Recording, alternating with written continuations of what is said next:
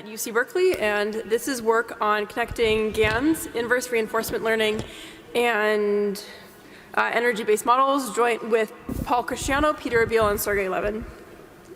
So the motivation behind this work is that GANs learn an objective for generative modeling by learning a discriminator that classifies whether an image is real or fake.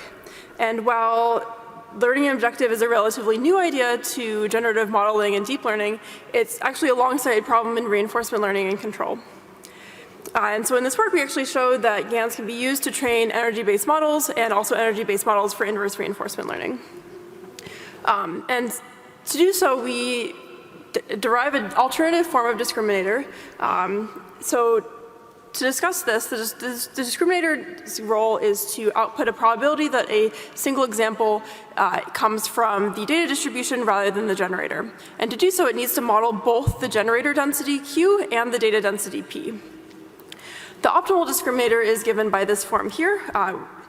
And if we know Q, one of the key changes here is that if we know Q, then the discriminator only needs to model the data density P, which makes it an easier estimation problem because it doesn't need to model the non-stationary distribution of the generator as it's learning.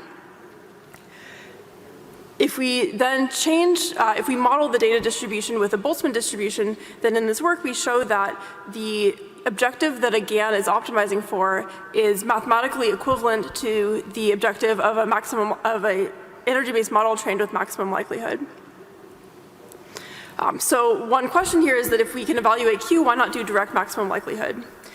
And so in maximum likelihood on Q results in moment matching behavior, which if the generator that is producing those samples is not expressive enough to model the data distribution, then it will put probability mass in parts of the distribution that do not have high probability as shown in this illustration. Often it's more desirable to produce a model that is mode-seeking that instead concentrates its data mass on places of the distribution that have high probability density. So how can we achieve this behavior? So the energy-based model is trained to be moment matching via direct maximum likelihood. So if the energy function is just as expressive as the generator, then we're out of luck and we won't be able to achieve more mode-seeking behavior. But if the energy function is more expressive, then the generator is trained to be mode-seeking with respect to the energy function by switching the KL. And so if the energy function is more expressive than the generator, then the generator will be more mode-seeking than by using direct maximum likelihood. And in general, usually it's easier to design an expressive energy function rather than an expressive generator for high-dimensional data X. So in summary, we show a precise equivalence between generative adversarial networks and a sample-based algorithm for energy-based models and maximum entropy inverse reinforcement learning, which suggests a single one-line code change to generative adversarial network training. And the correspondence with inverse reinforcement learning demonstrates that GAN training can improve the sample quality over direct maximum likelihood, which in the reinforcement learning case corresponds to behavioral cloning.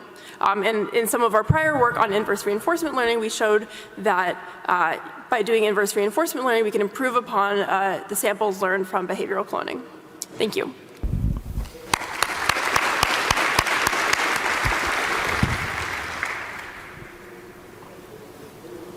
I guess one question is, how does this compare with the first spotlight of the session with actor-critic methods? Yeah, so in actor-critic methods, that's a method for reinforcement learning where you're given a reward function and you're trying to, your critic is learning a value function or a key value function. In this case, we are given demonstrations and our goal is to learn a reward function. And that reward function is given by the discriminator, and in both cases, the generator is the policy. Thank you.